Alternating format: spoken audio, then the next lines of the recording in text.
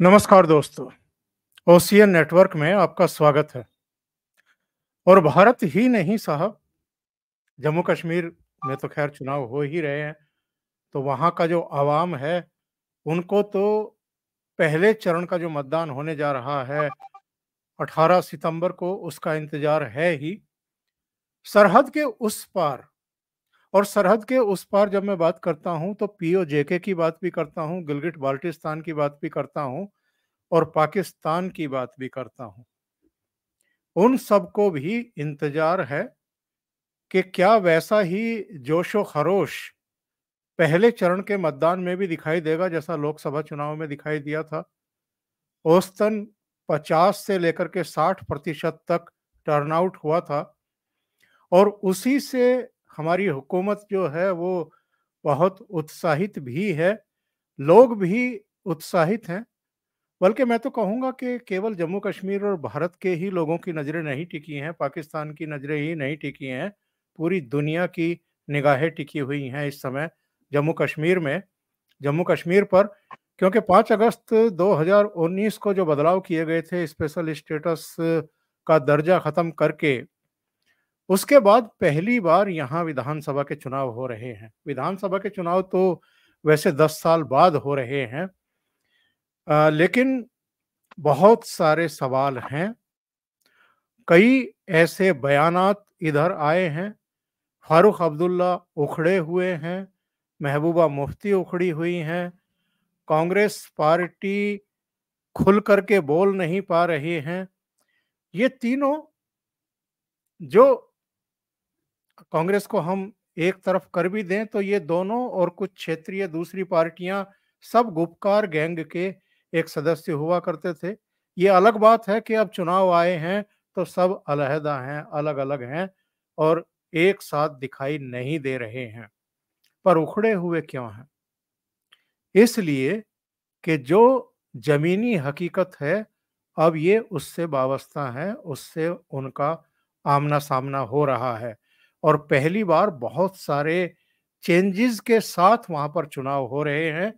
पहले तो 10-15% के आसपास चुनाव होता था, मतदान होता था। उसमें इनके एमएलए भी चुनाव जीत जाते थे, ये मुख्यमंत्री भी बन जाते थे, सरकारें भी बन जाती थी, ये एमपी भी बन जाते थे।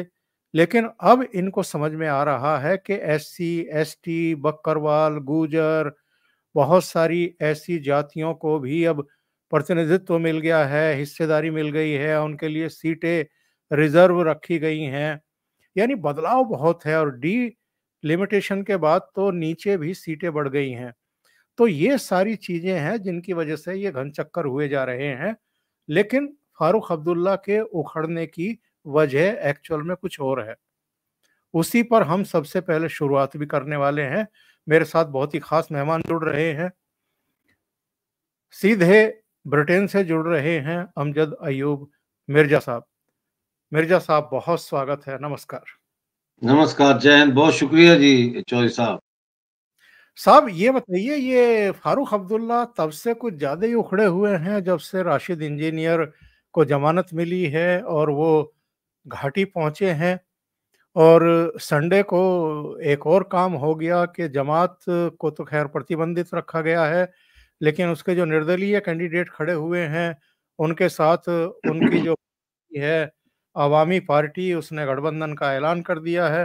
तो फारूक अब्दुल्ला बड़े आरोप लगा रहे हैं सेंट्रल गवर्नमेंट पर कि साहब, हमें लेट डाउन करने के लिए, हमें मुश्किल में डालने के लिए, हमें ख़त्म करने के लिए राशिद इंजीनियर को रिहा किया गया है ज़मानत पर और उसकी टाइमिंग पर भी सवाल खड़े कर रहे हैं। तो ये ज़मानत पर रिहा करने का काम सेंट्रल गवर्नमेंट का है या सुप्रीम कोर्ट का है? ज़ाहिर है ये तो सुप्रीम कोर्ट का काम है, वो इसका सेंट्रल गवर्नमेंट से कोई ताल्लुक नहीं है। लेकिन इस वक़्त ये सब एक-दूसरे के वोट चूँकि काट रहे हैं, महबूबा जी भी दूसरों का काट रही है और ये जो है फारूक अब्दुल्ला, उमर अब्दुल्ला, ये इनकी पार्टी भी काट रही है वोट। तो बीच में ये आ गया है इंजीनियर अब्दुल रशीद और ये भी काटेगा वोट। जो इनके जो ट्रेडिशनल वोट हैं कश्मीर के मुस्लिम वोट को। लेकिन यहाँ ये बात समझनी चाहिए हमें, 2 चीज़ें हैं। एक तो इस बात से ये साबित हो जाता है कि इस इलेक्शन में हर किसी को इलेक्शन लड़ने की इजाज़त मिली है, किसी को रोका नहीं गया, किसी को बैन नहीं किया गया, किसी के कागज़ात जो है वो मुस्तरद नहीं किए गए। इवन के जमात-ए-इस्लामी के इंडिपेंडेंट कैंडिडेट्स जो है, वो भी इलेक्शन लड़ रहे हैं, जिसके साथ इंजीनियर रशीद ने अलायंस का ऐलान किया है। और दूसरी तरफ इन ताकतों को इलेक्शन में हिस्सा लेने की इजाज़त देने की वजह से एक ऐसा सूरत-ए-हाल भी पैदा हो रही है, जहाँ एक दफ़ा फिर हम देखते हैं कि 1990 का जो पॉलिटिकल नैरेटिव है, सेपरेटिज़्म का, वो कहीं न कहीं दबे लफ्ज़ों में दोबारा सर उठाने की कोशिश कर रहा है, पॉलिटिकल माध्यम से। इंजीनियर रशीद जो है, ये जमात-ए-इस्लामी के साथ जो इन्होंने उनके इंडिपेंडेंट कैंडिडेट्स के साथ जो इन्होंने सलाह की है और गठबंधन किया है, तो उसके ऊपर एक शेर का मिसरा है कि पहुँची वहीं पे खाक जहाँ का ख़मीर था। तो जी। ये इसकी मैं बातें सुन रहा हूँ इंजीनियर की, और इंटरव्यूज़ भी देख रहा हूँ, डेली वो इंटरव्यू दे रहे हैं, जलसे कर रहे हैं। मैं इस नतीजे में पहुँचा हूँ कि जिस तरह आतंकवाद 5 अगस्त 2019 के बाद हाइब्रिड हो गया था, एक हाइब्रिड वॉर शुरू हो गई थी। इसी तरह इनको मैं कहता हूँ हाइब्रिड सेपरेटिस्ट्स। ये हाइब्रिड सेपरेटिस्ट्स हैं, जो अब ये नई खाल पहन के आ गए हैं कि जी हम तो बड़े डेमोक्रेट हैं और मैंने संविधान के ऊपर हल्फ उठाया है। लेकिन दूसरे ही लम्हे ये अल्लामा इकबाल को कोट करके कहते हैं कि जुदा हो दीन सियासत से तो रह जाती है चंगेज़ी। यानी दूसरे अल्फाज में ये कह रहे हैं कि इनकी सारी पॉलिटिक्स जो है वो दीन की पॉलिटिक्स है। तो इनमें और ओवैसी में क्या फ़र्क? कोई फ़र्क नहीं है। तो फिर इसका मतलब ये है कि आप अगर ये मानते हैं, तो फिर आप इंडिया के संविधान को भी चैलेंज कर रहे हैं, उसको भी नहीं मानते, वो तो सेकुलर है। वो तो दीन और मज़हब को रियासत से अलहदा किया है उसने। तो ये बेसिकली हाइब्रिड सेपरेटिस्ट्स हैं, और ये जो आप देख रहे हैं इंजीनियर का इस्तकबाल हो रहा है, दिखा रहे हैं लोग। एक तो क्यूरोसिटी है, लोग देखना चाहते हैं, एक यू नो इतने साल बाद जेल से आया है, तो वो एक लोगों के अंदर एक सिंपैथी का भी होता है। लेकिन उससे ज़्यादा इम्पोर्टेंट जो फिनोमेना है, उसकी वजह मुस्लिम वोटर्स का जो मैं कहूँगा पॉलिटिकल और इंटेलेक्चुअल कॉन्शियसनेस का जो लेवल है, ये उसको भी रिप्रेजेंट कर रहा है। जी।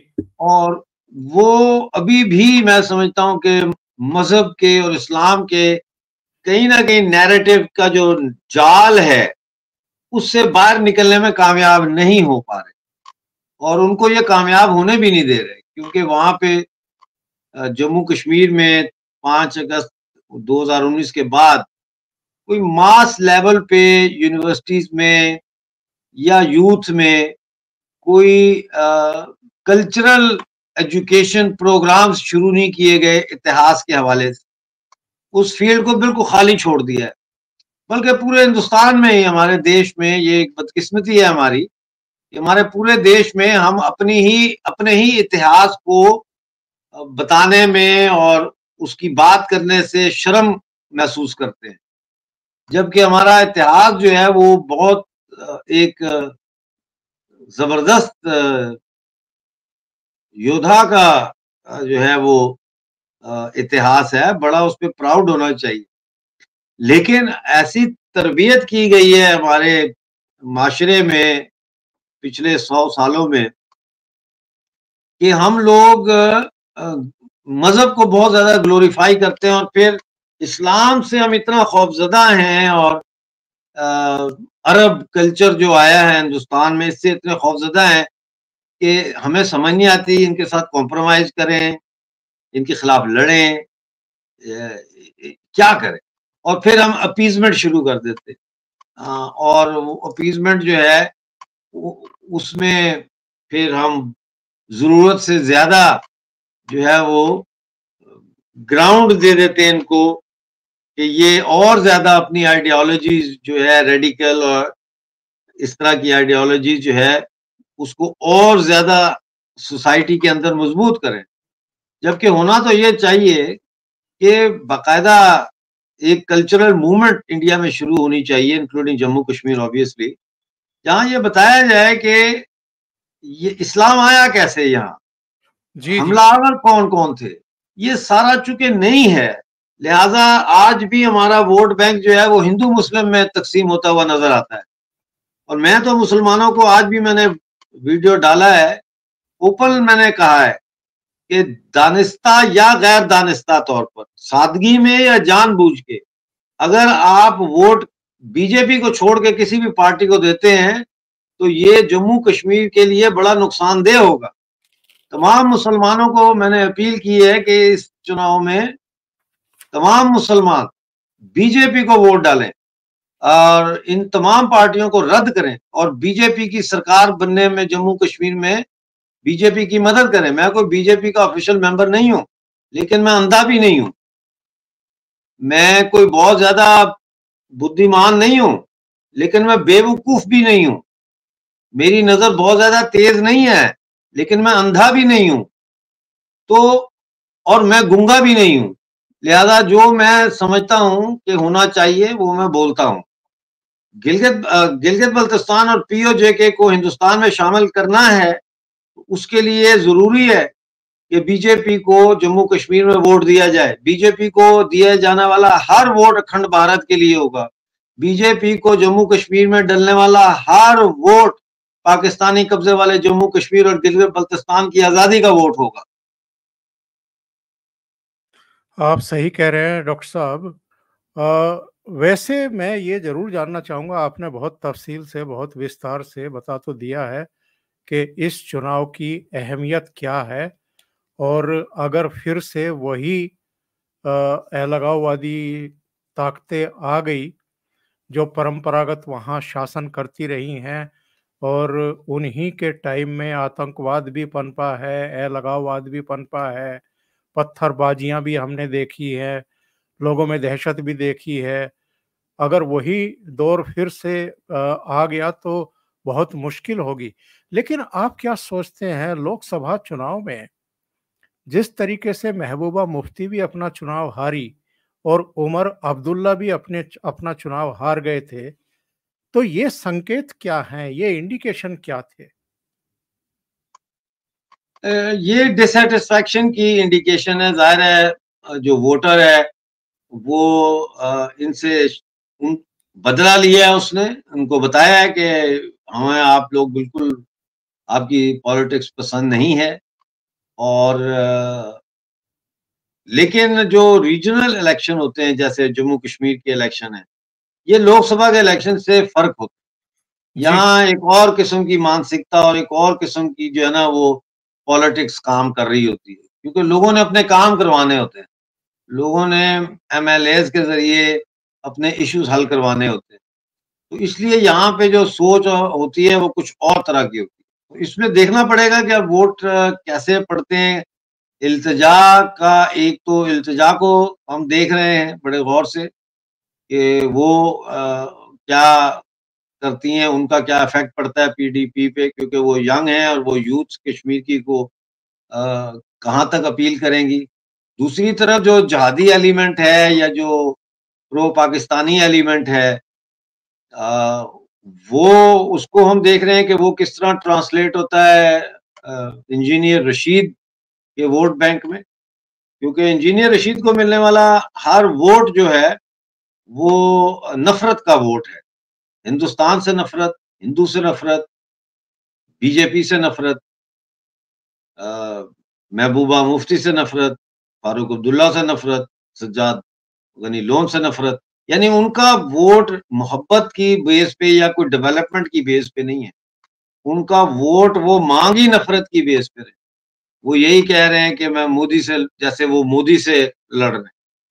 तो इलेक्शन जैसे जम्मू कश्मीर में अब्दुल रशीद और मोदी जी के बीच में हो रहा है, तो ऐसा नहीं है।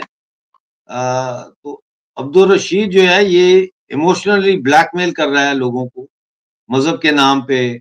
और अपनी अगर उमर अब्दुल्ला ने टोपी उतार के वोट मांगे हैं, तो ये भी तो भीख मांग रहा है वोटों की कि मुझे 5.5 साल जेल में रखा है, तो मुझे मेरे पे सिम्पैथी करो, दया करो, मुझे वोट दो।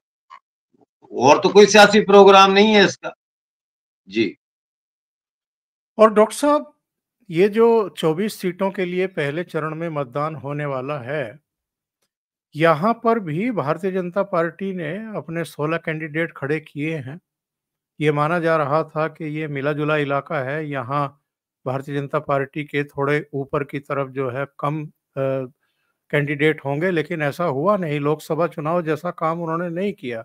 इस बार वो जम कर के चुनाव लड़ रहे हैं, कैंडिडेट उतार रहे हैं, रैलियाँ कर रहे हैं, यहाँ तक कि मुस्लिम्स को भी उन्होंने अपने कैंडिडेट बनाया है। अभी पुलवामा, अनंतनाग, शोपियाँ, कुलगाम, रामबान, डोडा और किश्तवाड़, इन जिलों की 24 सीटों पर चुनाव होने वाला है। और आखिरी दिन था चुनाव प्रचार का, तो अमित शाह ने 3 रैलियाँ की हैं, वहाँ पर रामबन में भी की हैं। तो उन्होंने जो वक्तव्य दिया है, वो तो अगेन जो भारतीय जनता पार्टी का एजेंडा है और जो भारतीय जनता पार्टी का रुख है, टेररिज्म को लेकर के ज़ीरो टॉलरेंस। उन्होंने तो आज ये तक बयान दे दिया कि हम आतंकवाद को ज़मीन में इतना गहरा गाड़ देंगे कि ये सर नहीं उठा पाएगा, ऊपर नहीं आ पाएगा। यानी बीजेपी की लाइन एकदम क्लियर है साहब। लाइन तो क्लियर है, स्ट्रैटेजी क्लियर नहीं है। लाइन तो बिल्कुल क्लियर है, लेकिन आप कैसे रोकेंगे सर उठाने से आतंकवाद को, जब पाकिस्तान और बांग्लादेश में जहाद फिर शुरू हो गए, वहां से इन्फिल्ट्रेशन फिर शुरू हो रही हैं। तो इसलिए जब तक आप रूट कॉज को एड्रेस नहीं करते, ये सर उठाते रहेंगे। जी। और यहाँ पर जो इन जिलों की मैंने चर्चा की है कि 24 सीटों के लिए पहले चरण का मतदान हो रहा है, यहाँ आप किनके लिए क्या संभावनाएं देखते हैं, अगर आपके पास कोई इनपुट है तो? नहीं, मेरे पास इस हवाले से कोई इनपुट नहीं है, और ये हम देखेंगे कि ये पीओजेके की सीटें किस तरह से भर रहे हैं। हमारे साथ कोई अभी तक मशावरत नहीं की गई, कोई कंसल्टेशन हमारे साथ इस सिलसिले में नहीं की गई। और डॉक्टर साहब, जैसी बात की जा रही है कि साहब हंग असेंबली भी हो सकती है, तो ऐसे में सबकी निगाहें तो ले दे करके नेशनल कॉन्फ्रेंस पर ही टिकेंगी जाकर के। और ये देखना बड़ा दिलचस्प होगा कि कांग्रेस का परफॉर्मेंस कैसा रहने वाला है, क्योंकि जैसा लोकसभा चुनाव में कांग्रेस का परफॉर्मेंस रहा है, वो तो बहुत ही पुअर रहा है। जिन सीटों को उनको दिया गया था लड़ने के लिए, वो हार गई। और हम और आप जानते हैं, सब जानते हैं कि पूरे जम्मू और ऊधमनगर, उधमपुर और तमाम इलाकों में भारतीय जनता पार्टी का अच्छा खासा असर है। तो ऐसे में क्या एक संभावना ये भी बनेगी कि चूँकि अतीत में भी, पहले भी भारतीय जनता पार्टी के साथ तो ये बाप-बेटा काम कर चुके हैं, उमर अब्दुल्ला और फारूक अब्दुल्ला। तो ऐसे में क्या ये भी कोई एक संभावना बनेगी कि ये फिर भारतीय जनता पार्टी के साथ मिल कर के सरकार बनाएँ? देखिए, वो कहते हैं कि nothing is impossible in politics. तो वो जब स्टेज आएगी तो फिर उसको देखेंगे कि कैसे एड्रेस किया जाता है। देखिए, मैं सिर्फ ये कहूँगा कि कांग्रेस को मिलने वाला वोट जो है, वो बेसिकली एंटी मुस्लिम वोट है। वो बेसिकली, अगर आप उनकी चर्ब ज़ुबानी पे ना जाएँ, तो जम्मू कश्मीर का जो आज इतिहास है, इसके ज़िम्मेदार कांग्रेस है, इसकी ज़िम्मेदार नेहरू है। और फिर कितने साल उन्होंने भारत में सरकार भी रही उनकी, तो उन्होंने इस मसले को हल करने के लिए कुछ नहीं किया, और एक शिमला मुआहदा जो है वो करके, तो उन्होंने गोंगलों पे से मिट्टी झाड़ने वाला काम किया। लेकिन जो लाखों हज़ारों की तादाद में जो हिंदुओं का कत्लेआम हुआ जम्मू कश्मीर में, जब पाकिस्तान ने हमला किया, और लाखों की तादाद में जो लोग बेघर हुए, और कितने साल तक 70-72 साल तक उनके पास कोई सिटीजनशिप नहीं थी, कोई उनके पास स्टेटस नहीं था। ये सब कांग्रेस की वजह से हुआ। कांग्रेस एक को वोट देना जो है वो मुस्लिम और हिंदू दोनों के खिलाफ वोट दिया जाएगा। ये एक दो मुंह वाला सांप है जिसने हिंदू समाज को भी नुकसान पहुंचाया है और मुसलमानों की जो आबादी है, जो लोग हैं, उनको भी बड़ा नुकसान पहुंचाया है। मुसलमानों से मैं ये कहूंगा कि कभी मत भूलो कि कांग्रेस वो पार्टी थी जिसने हिंदुस्तान का बंटवारा करवाया। अगर हिंदुस्तान के बंटवारे पर अड़ जाते गांधी साहब और नेहरू साहब तो हिंदुस्तान का बंटवारा कभी भी ना होता। और मुसलमानों, आप लोगों को ये बात समझनी चाहिए, अगर आप इस्लाम इस्लाम करते हो तो आपकी तादाद पाकिस्तान बनने से कम हो गई। आप एक फिफ्थ कॉलमिस्ट की तरह कांग्रेस ने आपको बना के रख दिया भारतीय समाज में। हालांकि उससे पहले आपने, हिंदुओं ने, मुसलमानों ने मिलके आजादी का युद्ध लड़ा था, लेकिन पाकिस्तान बनने की साजिश से ना सिर्फ हिंदुस्तान, पूरे यूनाइटेड इंडिया में मुसलमानों की जो ताकत थी वो कमजोर हो गई, बल्कि हिंदुस्तान के अंदर जो रह गए थे मुसलमान, वो फिफ्थ कॉलमिस्ट बनाया उनको कांग्रेस ने। तो मुसलमानों को भी सोचना चाहिए कि कितना बड़ा नुकसान कांग्रेस ने पहुंचाया है हर लिहाज से, और हिंदुओं को भी। जब मीरपुर, मेरे जिले के 20,000 हिंदू चीखो पुकार कर रहे थे कि पाकिस्तान की फौजें आ गई, हमें बचाओ, तो नेहरू ने फौज भेजने से इनकार कर दिया, बिल्कुल इनकार कर दिया।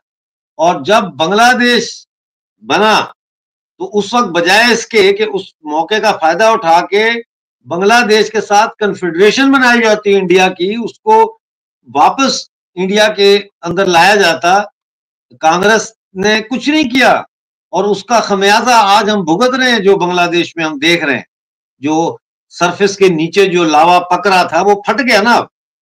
ये सब कांग्रेस की वजह से। याद रखो, बीजेपी से गलतियां होंगी, बीजेपी से आपको शिकायत होगी, गिले होंगे, मानता हूं, लेकिन पूरे भारत में इस वक्त बीजेपी से ज्यादा कोई ऐसी पार्टी नहीं है जो प्रो मुस्लिम हो, जो प्रो इंडिया हो, जो प्रो हिंदू हो, यानी प्रो समाज है ये पार्टी।